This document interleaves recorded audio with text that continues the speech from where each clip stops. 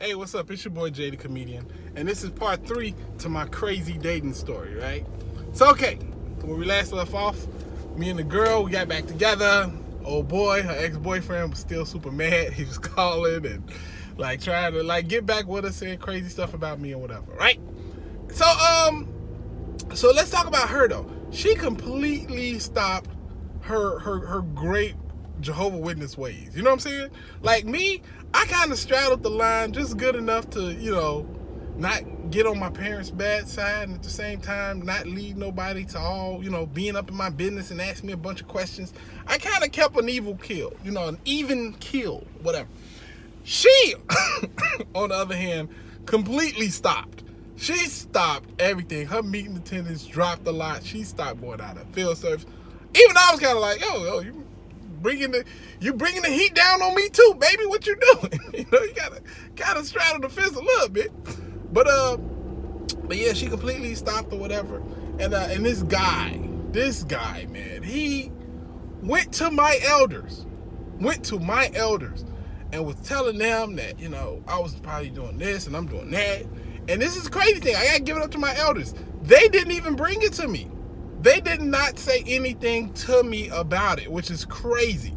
Because as everything I know, they're pretty good about that. Like if anybody makes an allegation of you doing something inappropriate, they own you. You know what I mean?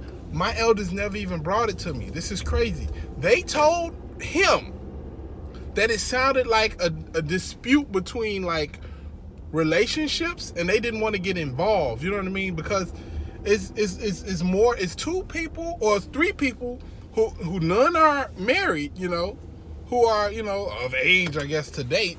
And currently nobody's, you know, accusing anybody of doing anything like that's like breaking the law. He was just saying like, you know, I was being a jerk and I took her from him, and you know what I'm saying? Like little stuff like that. And they're like, you know, we're not gonna get involved in that. You know, that's what they told him. I found that out from another elder like years down the line.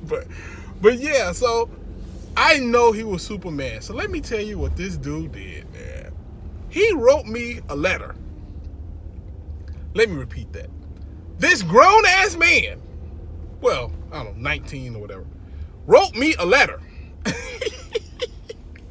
And he said, brother, in this letter, he said, brother, me and you are both servants of Jehovah. And me and you need to work on doing what's right in his eyes. And I think it'd be best for me and you to get together and, you know, have a lunch or something like that to just discuss these things. And I'm just like, no, hell no. I'm not going to do that so you can fucking murder me. You're obviously crazy.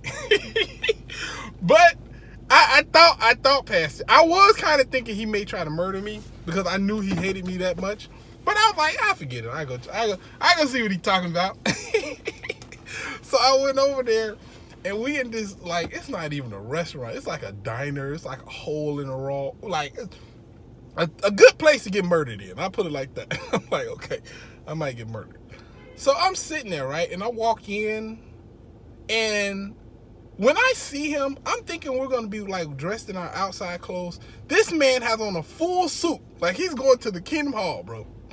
In this restaurant. Remember, we're both the same age, I think. And I'm just like, what the hell? Okay, so I sit down with this dude. And he's like, hey, Jay, you know, man, I really appreciate you, you know, texting me and saying that you was willing to meet up with me. And I'm glad you came, and I'm glad we're meeting up. And he reaches in his bag. I'm like, fuck, this nigga's about to stab me. But he pulls out his Bible instead. I'm like, ah, fuck, it's even worse. And he pulls out his Bible, goes to a scripture, and said, can you read this for me, brother? Just read it. I'm just like, nigga, if you don't stop acting like you're an elder up in here, I'm gonna kick you in your balls. But no, I read the scripture, and it's the famous one that everybody knows. Bad association spoils useful habits, you know? So he's just like, now, the reason I'm bringing this to you is that I noticed that the sister, I ain't gonna say her name, is now she's struggling in the ministry, and she hasn't been making the meetings as regularly as she used to, and I don't know if it's you, but if it is you, we need to do something about it because we gotta look out for our sister, right? So in the meantime, in my head, I'm like, are you trying to like be super witness so you can like get on her good side? Because I know what happened. What happened is she left me, got with him, and told him that she left me because she wanted to be more spiritual and she felt he was the better, more spiritual brother. And then she got in that more spiritual situation and was like, oh, I kind of like my freedom a little bit more than this spiritual stuff. And then got back with me, you know what I mean?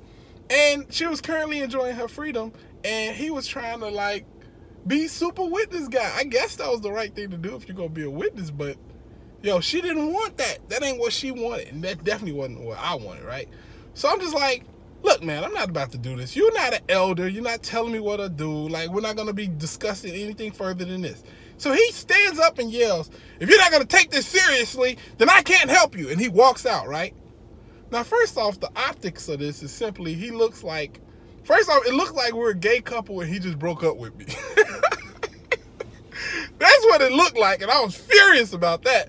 But no, you know, he was just an idiot, you know what I mean? And he texted me later and said like he apologized if maybe we can all just get together. Now I know me and my friends was gonna get up later after a party, and I said, you know, you could just meet us out there, you know, maybe you could just come hang out. He came out there, man. We was out there being our regular crazy selves, and somehow the next day, the elders knew every single bad thing I did that day. And just from the point that he showed up, they knew everything I did. I wonder how they found out.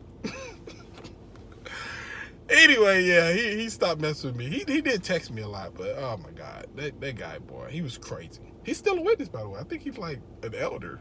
Like, he's doing really good. Couldn't be me though, bruh. Anyway, that's the whole story. It was crazy, I know, but I mean, maybe it's not as crazy as you thought it was gonna be, but it was crazy to me. So anyway, holla chihuahua, deuces.